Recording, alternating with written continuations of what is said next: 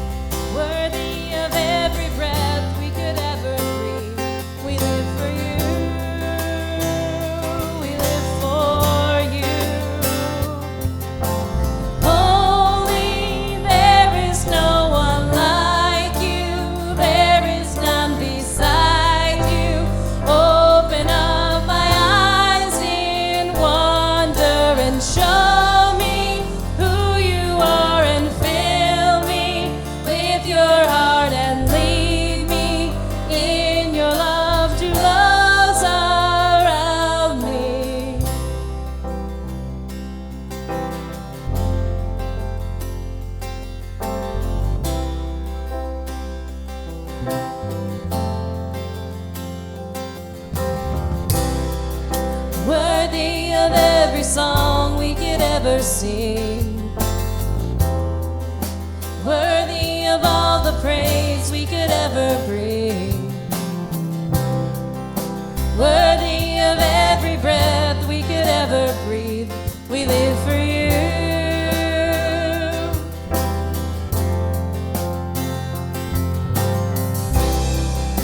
Jesus, the name above every other name. Jesus, the only one who could ever save. Worthy of every breath we could ever breathe. We live for you. We live for you. Holy, there is no one like you. There is none beside you.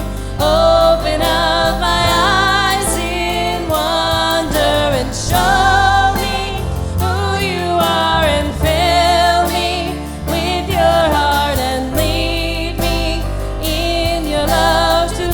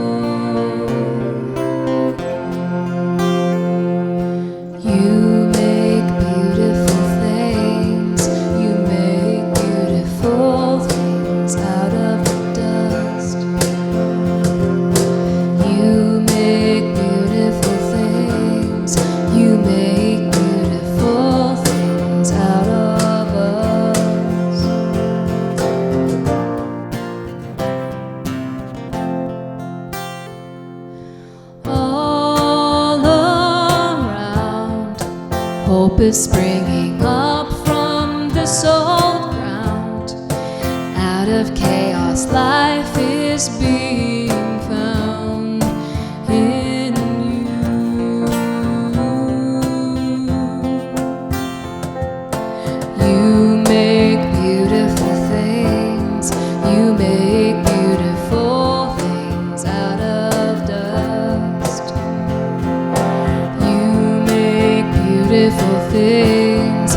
You make beautiful things out of us. And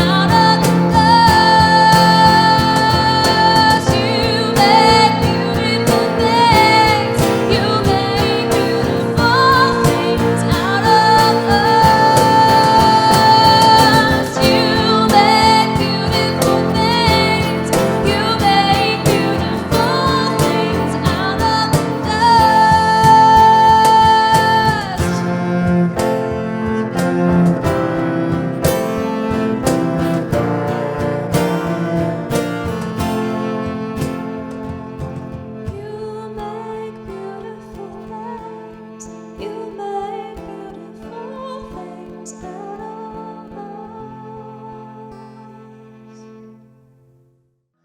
Friends, welcome to our online-only service. I'm grateful that you have joined us. This is our Disability Awareness Weekend at Haddonfield United Methodist Church.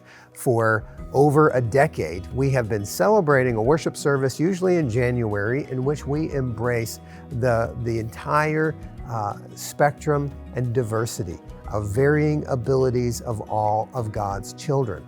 And in the message, in a moment, we're going to hear about how God's blessings overpour and outpour in a community that can embrace, celebrate, and really mine and lean on the gifts of God's great diversity. As we worship together, I invite you to check out our webpage that gives all the announcements of ways that you can go deeper in action and in your faith.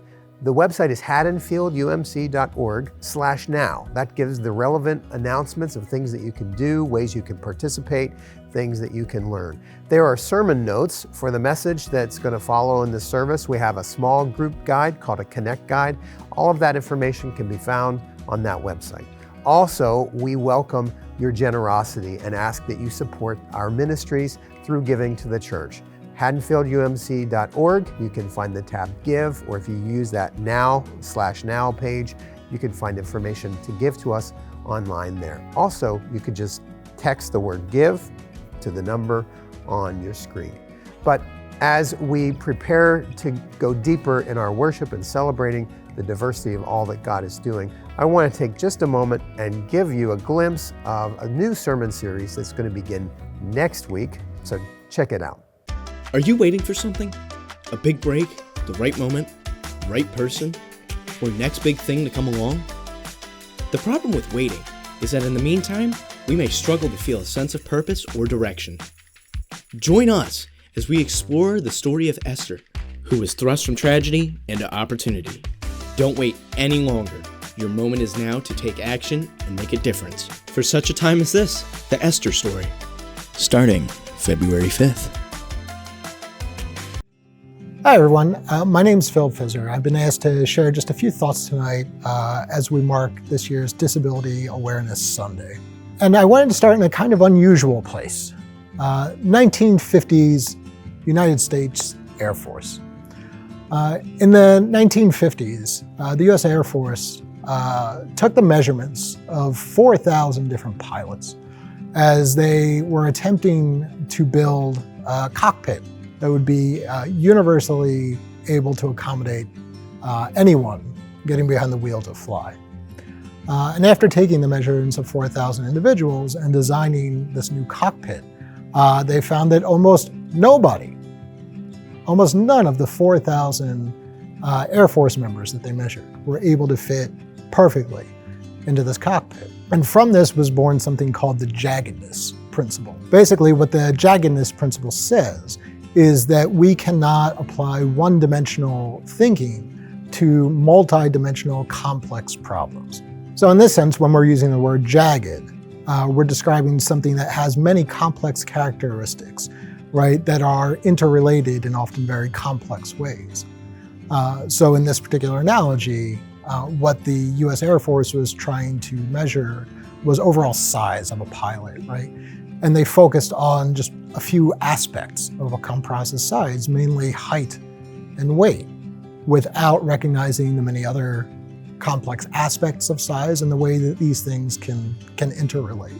And so what I would suggest is that we as people are jagged. And not just we as people, but we as a society in the ways that we interact with each other are jagged and complex. And we sometimes lose sight of those complexities. One of the unfortunate consequences of this is that we've tried to build a society that caters to the average person, not fully understanding that there really is no such thing as an average person. And as we mark Disabilities Awareness Sunday, we need to recognize that oftentimes those with disabilities are most adversely affected by this concept of an average and a need to fit into an average society. The Americans with Disabilities Act has gone a long way to change the physical spaces in which we exist, to be more accommodating for those with physical disabilities. While our physical spaces have begun to change, our understanding of each other and our attitudes toward each other have lagged behind. The message that Pastor Chris will deliver today focuses on the Beatitudes. Taken as a whole, the Beatitudes are among the highest ideals of Jesus' teaching. They dictate that we begin to think about each other and interact with each other with compassion. And while we may imagine that the Beatitudes are something to be fulfilled in heaven or to be fulfilled by God, I think perhaps we're called to live into the Beatitudes ourselves here on earth. And to be clear, the individuals that I work with professionally and the individuals that I know personally who are living with disabilities are remarkably resilient individuals. And yet I believe that we are called to not lean on their resiliency so much as to make their journey easier. In short, if we see them mourning, it's not our job to just comfort them in that moment, as the Beatitudes calls to do, rather to offer them comfort and then help to fix the broken systems that affect them unequally. And while it's easy for me to sit here and espouse these high ideals, I recognize that for everyone, myself included, it can be difficult. For many of us, we've benefited from living in a society of averages because we are closer to that average. And when we run up against individuals who are struggling to fit into that average, that can be frustrating. In those moments, I have found it helpful to pause, to take a step back, and to begin to listen. I believe that as we mark Disabilities Sunday, one of the greatest things we can do is not to try and force our solutions onto those living with disabilities, rather to stop and listen to what they are actually asking for and what needs actually need to be met. It's easy to look at those who are living with disabilities as unequal or unable to help themselves. I think it's our job to recognize instead our shared humanity and that we're all living with relative strengths and weaknesses, and that it's our job to work together to build a more equitable society, rather than looking at those who require help with pity. And I suppose that is ultimately my point. I believe that if we can stop, listen, and learn about the lived experience with those with disabilities, we are in a better place to be partners with them, to build a more just and equitable society, dismissing the idea of an average and making space for all. As we celebrate Disabilities Awareness Weekend, I can't help but think of an experience that my family had this past year and are really still living through. Last summer, my youngest daughter, Evelyn, had some pains and went to the doctor, and we found out unexpectedly that she has an issue with the bone on one of her legs. And without warning, she immediately had to be no weight bearing and so was in a wheelchair. We found this out in the middle of the summer in July. And so immediately all plans for camps, beach vacations, trips, well, they were changed. And for the next several months, 2 or 3 months, Evelyn was in a wheelchair. And we had to reorient our lives very quickly to figure out how to get her in and out of the house, up and down the stairs, to go to bed, to brush her teeth. And our world was changed. And even though her time in a wheelchair was only confined to a few months, and then she was in a brace for another few months, and now, thank God, she's able to walk, but her mobility is limited. She can't run, she can't jump. As we're seeking to wait for the bone to heal, this experience really opened up our eyes to the challenges that many people face every single day of their lives, especially people who live with prosthetic limbs, people who are in a wheelchair or have other mobility issues. And while being in a wheelchair for a few months and having a family member in this situation for a few months is certainly not the same. It does not compare to people who experience this for years or their entire lives. What it did for us is it opened up our awareness Little things. We tried to lift Evelyn's spirits after having to cancel camp by going to a museum and something at the Franklin Institute in Philadelphia. When we got there, we realized how challenging it was to get into the building, to find the handicap entrance, to find where the elevator was, and then just little things like that. And then we went to go to a restaurant afterward, and we never thought about restaurants that don't have a ramp and only have a lip, and how hard it was to get her in and out of that restaurant. And just all of the other challenges day to day we didn't really anticipate. And we realized how challenging parking can be. You have to think about where you're going, how much time you have. Is there the right kind of parking? Is there the right kind of entrance? Is a place going to be hospitable to you? Does a restaurant have space for a wheelchair? And for folks who have been living with this particular circumstance in their lives, this is nothing new, but our own experience opened up awareness. And with awareness came a deep sense of connection for folks within differing abilities community and folks who have, of all ages, mobility issues like this. And not only moving from awareness, but I would say something that happened, especially within our kids, was a sense of solidarity, particularly on the boardwalk, pushing my daughter in a wheelchair at the shore. Both girls started to notice everyone else in a wheelchair at the shore. Before, we probably never would have noticed it, never would have given any mind, but all of a sudden, our awareness, our sense of compassion, and our sense of solidarity grew.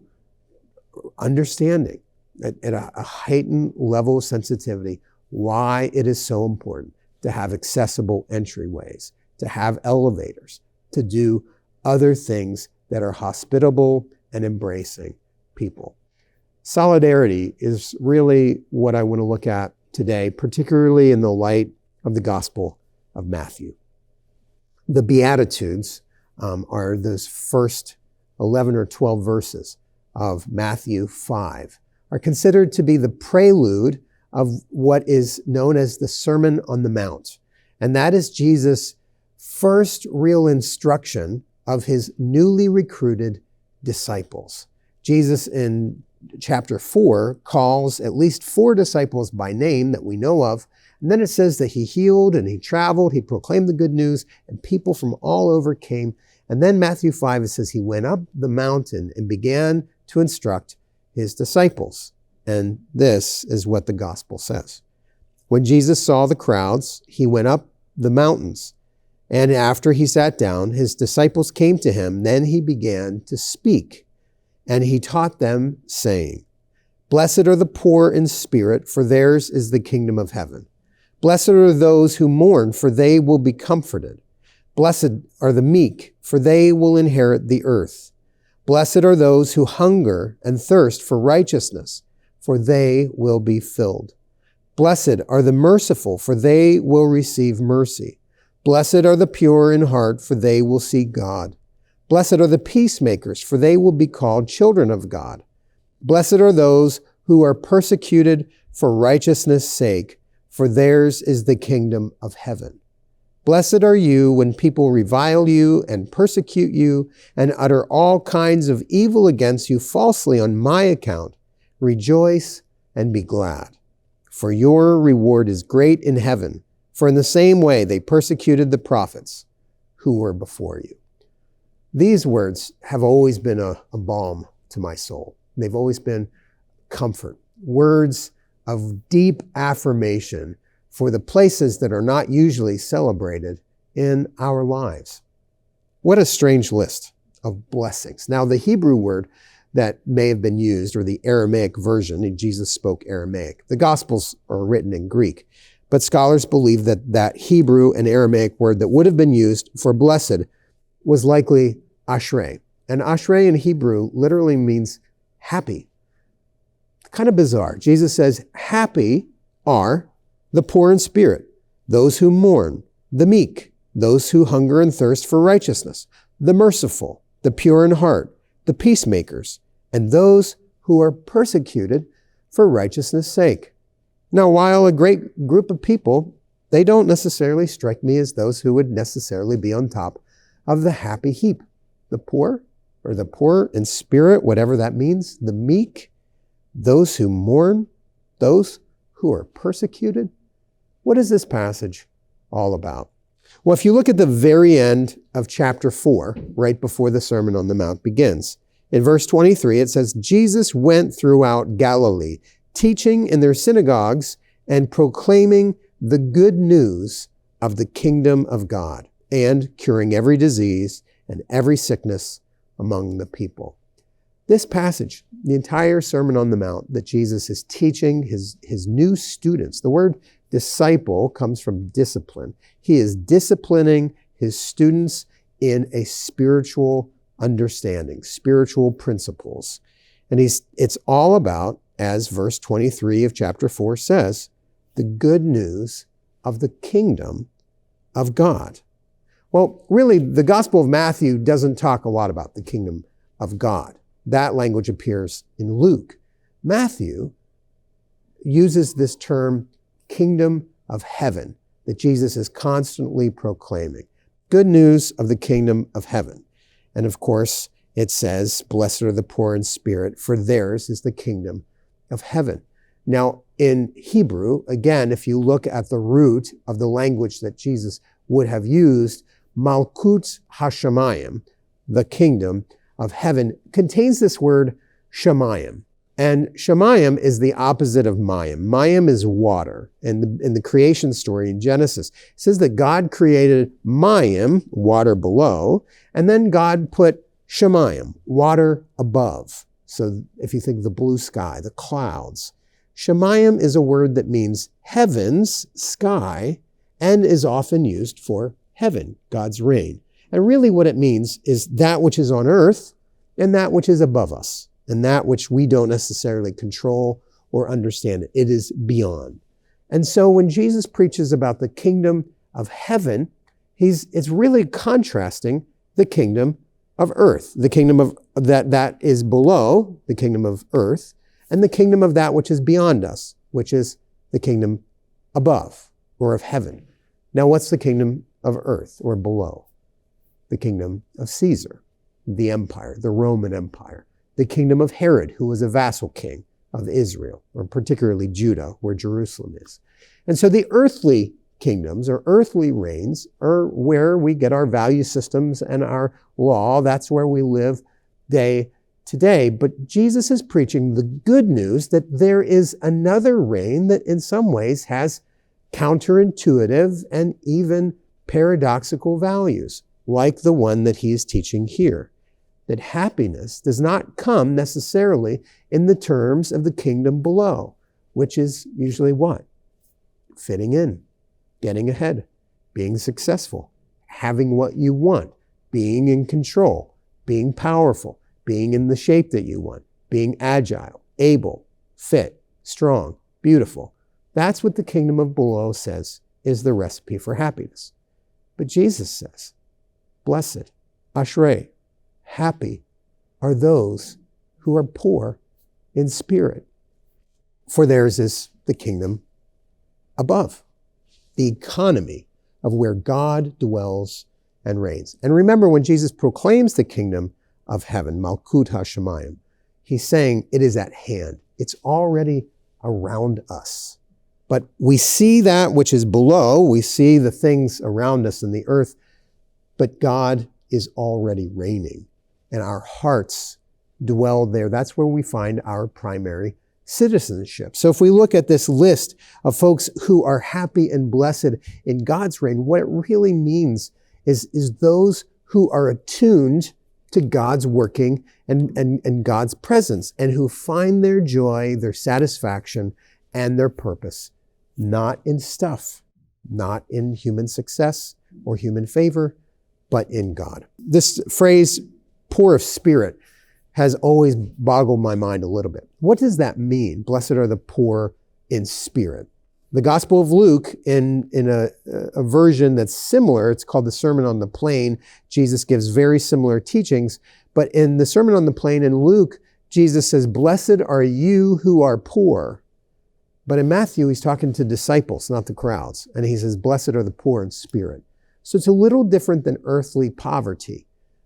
Many folks, if you Google poor in spirit meaning, you will find tons of varying perspectives and opinions. But of all of those, that which speaks to me the most is those who know that they need God.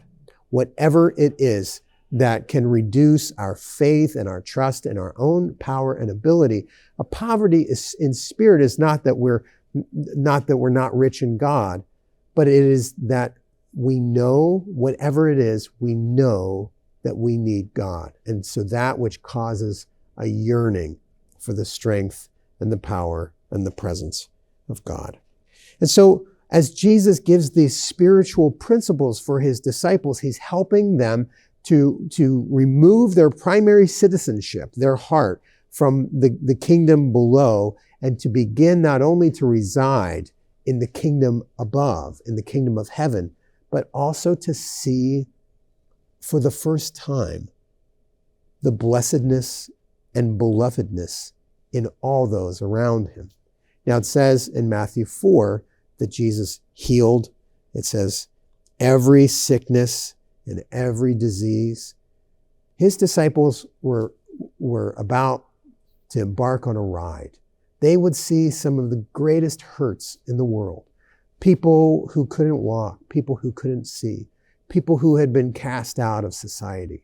And before they go in the field, Jesus wants his disciples to know to look for the wealth, the spiritual wealth that comes from spiritual poverty, putting our wealth in God's presence and movement. Now back to this idea of solidarity.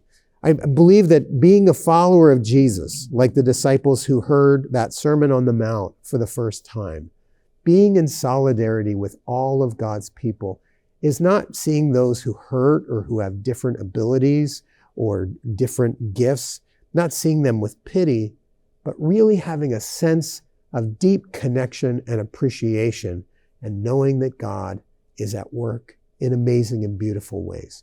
Now, one of the challenges to our value system is this word normal. When I was in second grade, I was diagnosed with a couple learning disabilities. And I didn't want my friends to find out. I was terrified. Why? Because I wanted more than anything in the whole world to be normal. I didn't want to be different. I didn't want to be special. I didn't want to be othered.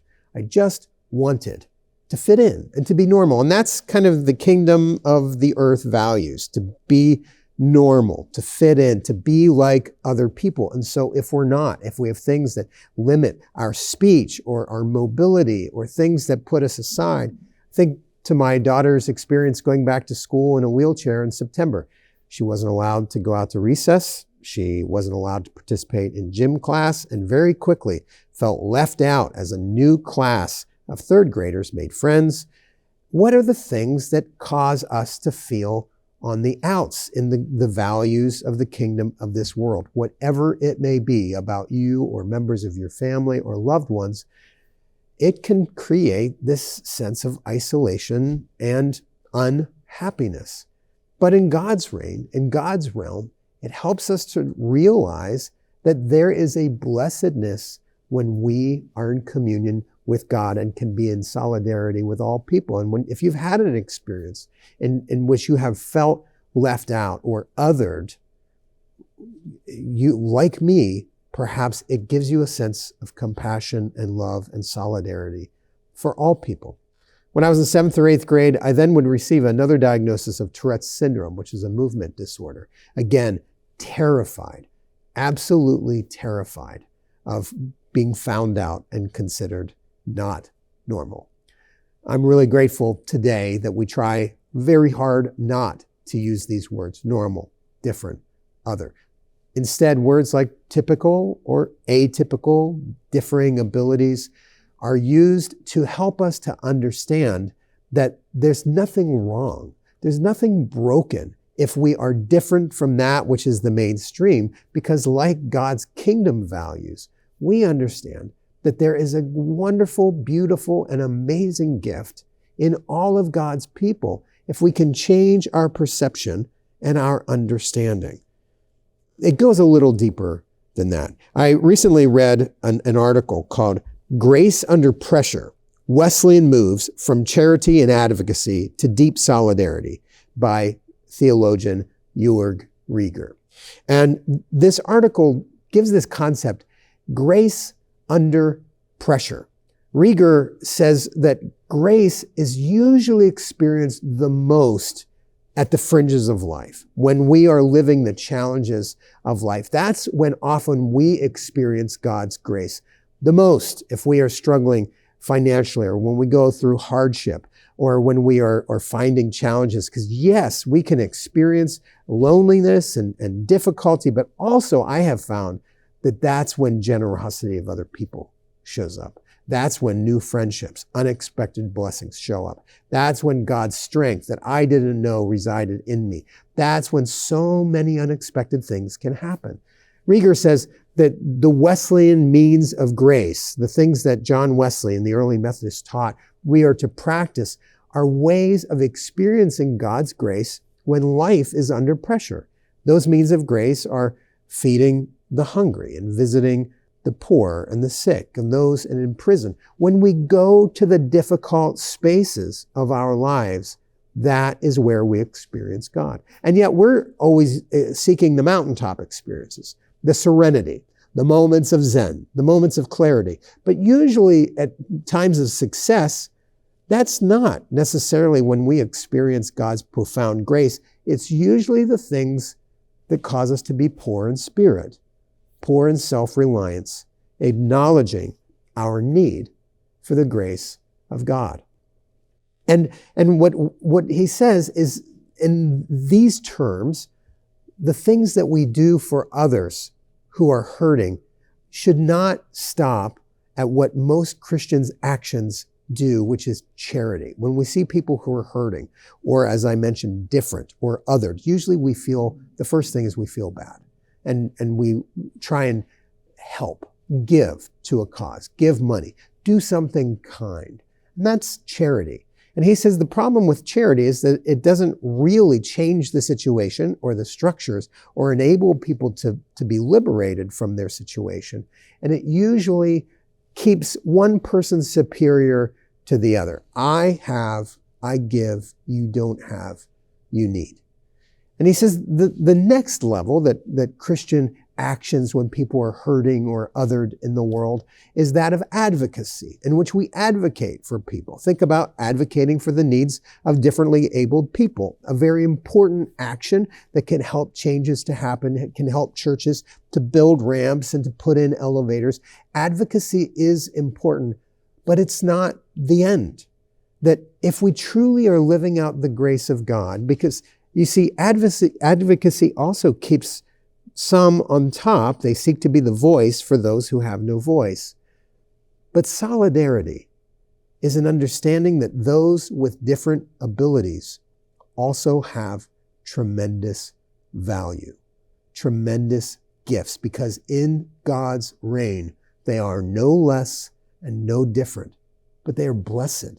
And so on the margins and in the hurting places and in the pressures of our life, no matter what our situation, no matter what our ability, God is at work in the pressures of our life. And that's where we can find blessedness, always to seek God when we are being merciful, when we are fighting for righteousness and for justice, when we are persecuted because we're doing the right thing, when we are weeping because we lost something profoundly meaningful and loving.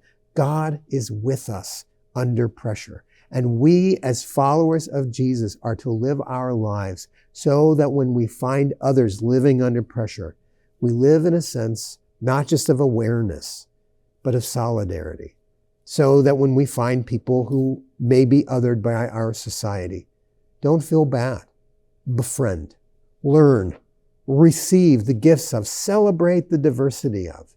I'm so grateful that in God's reign, the human divisions and the human hierarchies really don't exist.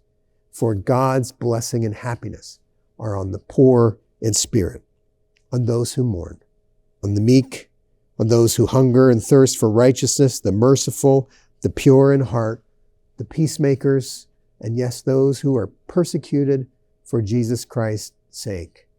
I am grateful for you. And I encourage you to think this week about how you may move in your own existence to a place of solidarity with people in the margins and people living under pressure. Not a place of charity or even advocacy, but to be in solidarity with the hurting places of the world, because that is where God shows up. And that's where God's kingdom can be felt and experienced. May we go and share the good news that the rain below is not the end-all be-all, that God is a God of all people, of all creation, of all time. So put your treasure, your solidarity, and your presence in that rain, and there we will find our greatest ashrei, happiness. Friend, I'm grateful that you've joined us online. Share this service with a friend, support our ministries through giving, and I look forward to connecting with you virtually or in person. God bless. It is well, it is well with my soul, with my soul. It is well.